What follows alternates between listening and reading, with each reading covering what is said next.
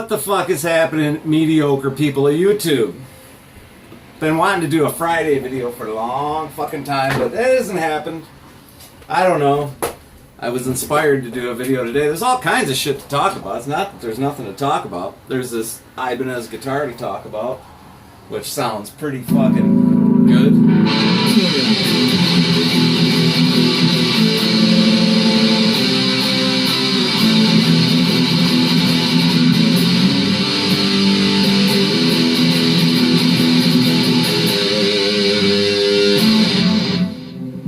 I've been fucking around with it.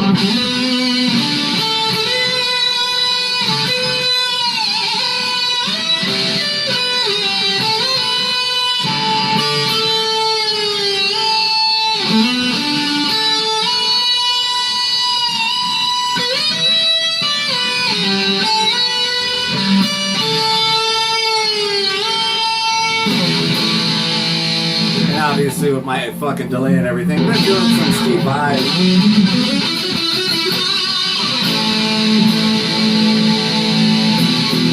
Like I've been getting into the heart.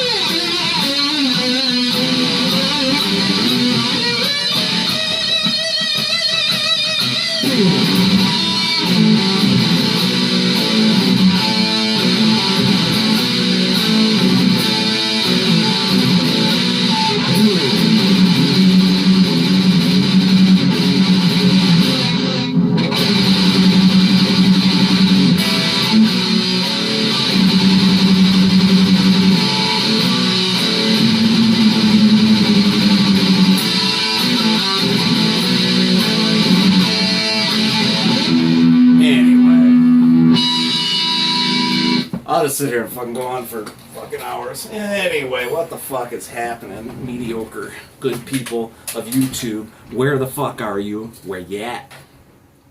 Mr. Elmo B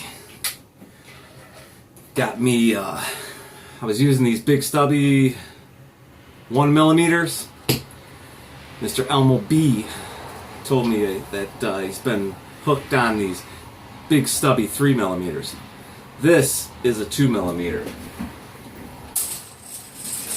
This is a 30 pack of, no, 24 pack of 3mm. I don't know, Elmo. 2mm may be all I can handle. And if so, I don't know, I don't want to break the packaging. Because I really think that 2mm is about all I can handle. And I still go back to the 1mm.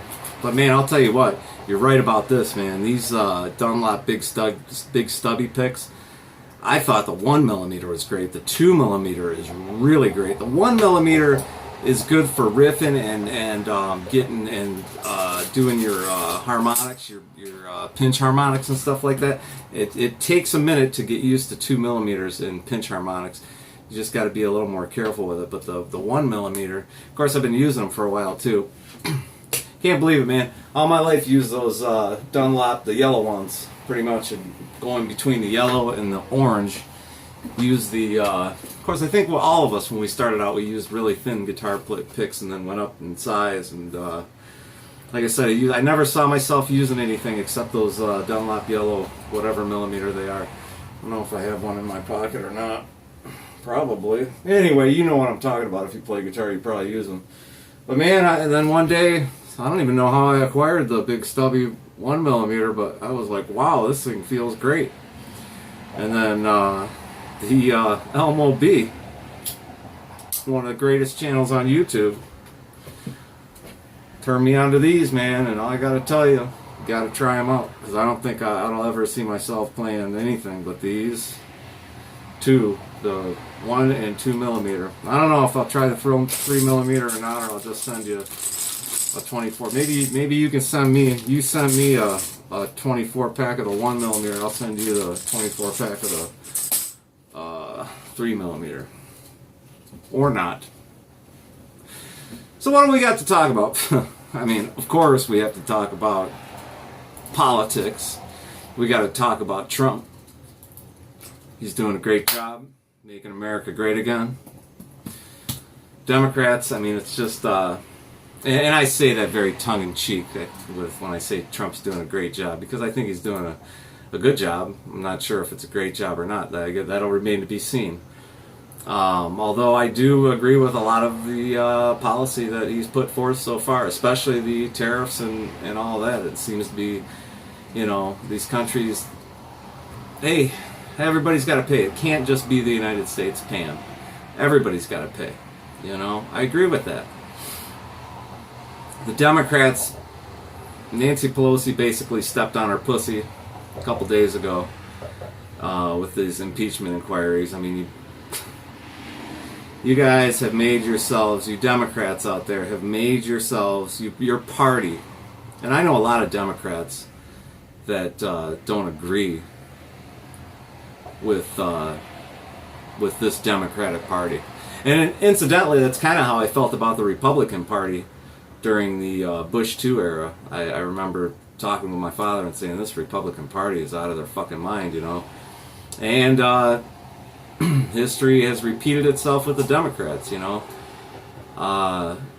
They have just fucked their party so badly, which is not a good thing, because we need the balance of the two parties. I mean, we actually need a third party.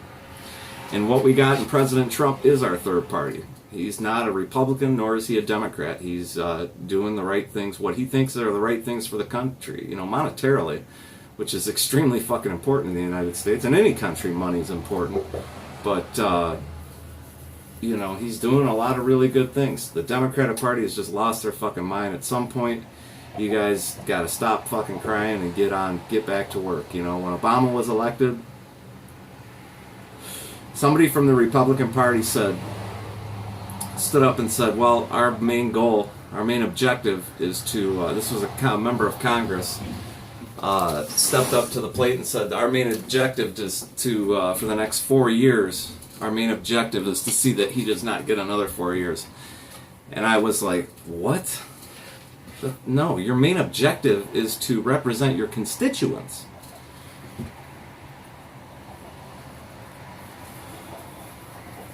Do you understand when people from Congress, they just think that their people, the people they represent, are just on board with their personal vendettas and arguments?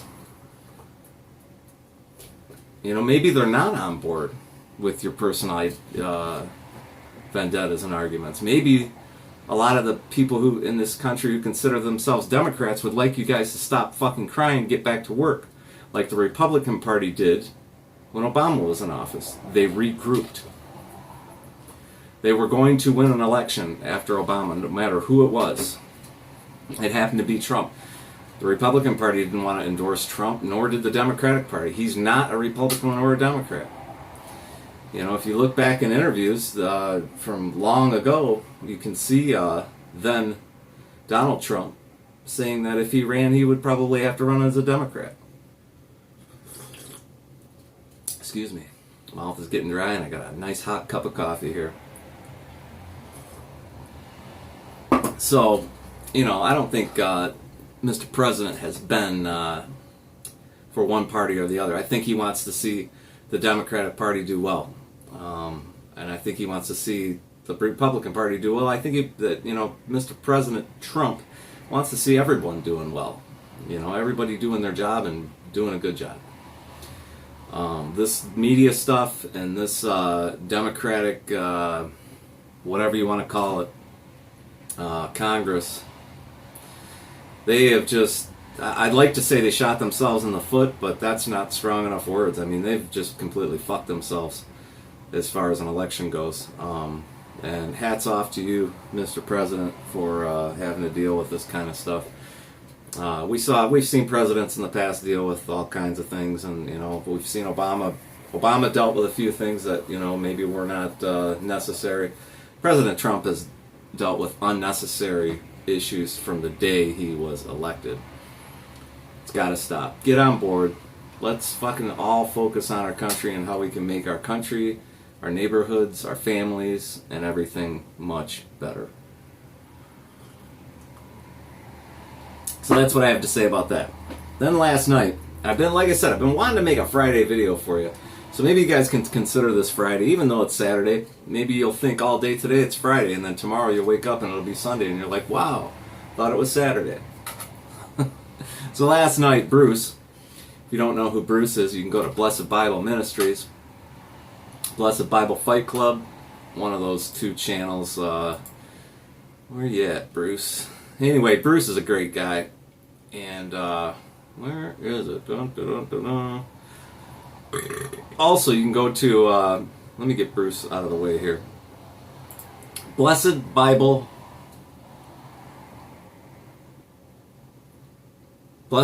Fight Club.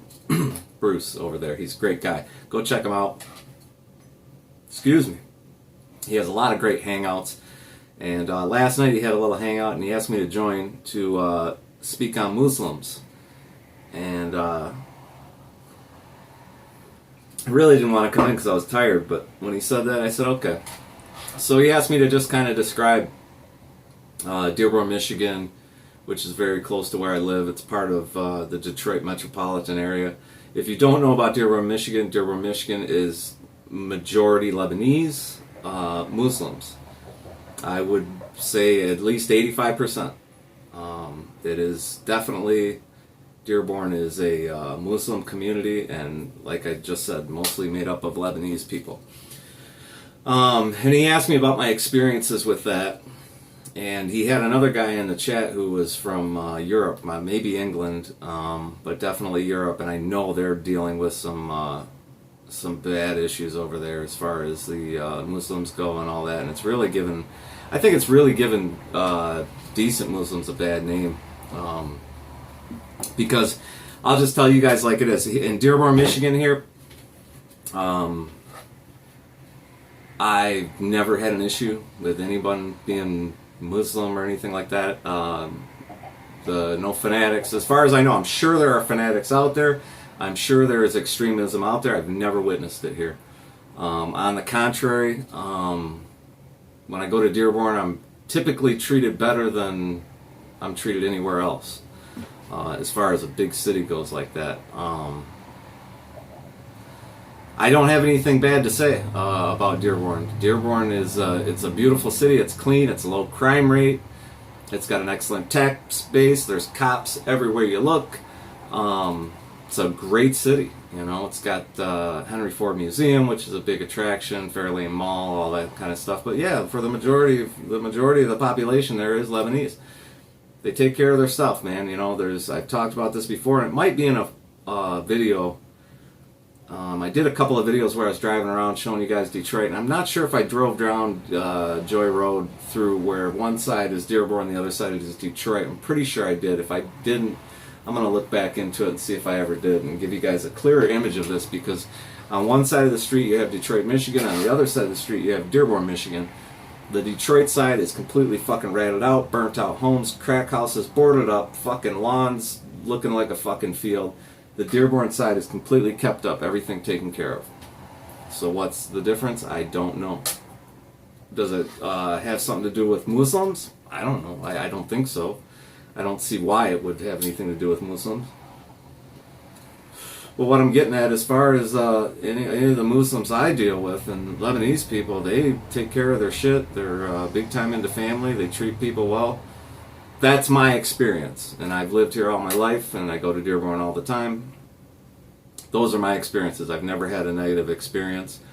Don't see a lot of the whatever you call those dress where you see where the women, you just see their eyes. You don't see a lot of that. Sometimes like they have like a headscarf on, something kind of subtle, but you don't see a lot of the people are very intimidated by that. Like I said, when it comes to the Middle East and all that, there are cultures that, and if you don't believe it, go look at what's gone on in Europe since the Afghan war and all that, and they took in people from Afghanistan, Pakistan, and all the, you've got these, it's a different type of, there's definitely more fanatics in Europe right now. They brought in a lot of people that did, as far as I know, I don't live in Europe, haven't been there in a long time. As far as I know, I've done a lot of damage when it comes to the community. Somebody else from Europe, maybe the guy I was talking to, and I don't know what his name is. If you're watching this video, I really wanted to talk to him to find out, because I used to talk to another guy, but he kind of disappeared off the internet. But anyway, the guy in Bruce's chat, I really wanted to talk to him because I like hearing about it, you know,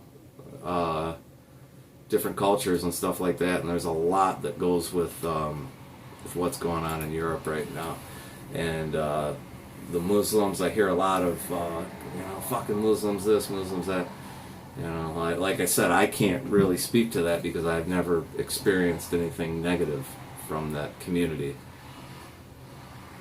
So that's what I have to say about it. And Bruce brought me in, and I didn't realize at the time he brought me in, and I didn't realize that guy was there. And unfortunately, he had to go, and we couldn't really have a conversation. But anyhow, that came up.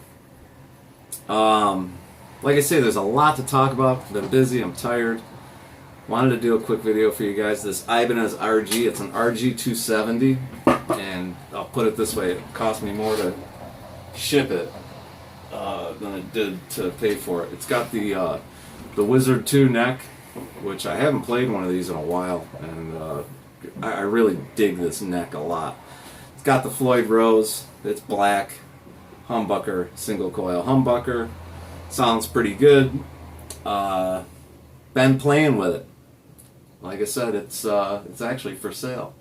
Made in Korea, Court Factory. It's for sale if anybody's interested. Not like I'm looking to sell it real quick. I'm kind of getting attached to it now. So it might not be for sale for too long, but as of this moment, it's for sale. So if you're interested, hit me up and we can maybe work something out. But by the time I'm done with this video, it may not be for sale. I get attached to shit, you know? I don't go anywhere anymore without this guy with the custom wound Gelvin rocksolidpickups.com. Go over there. Ed Dana endorses them.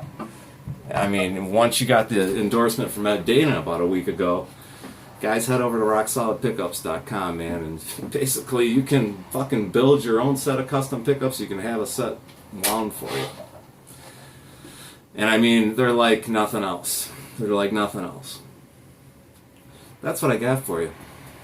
Oh, wanted to tell you about, that's what I just brought up.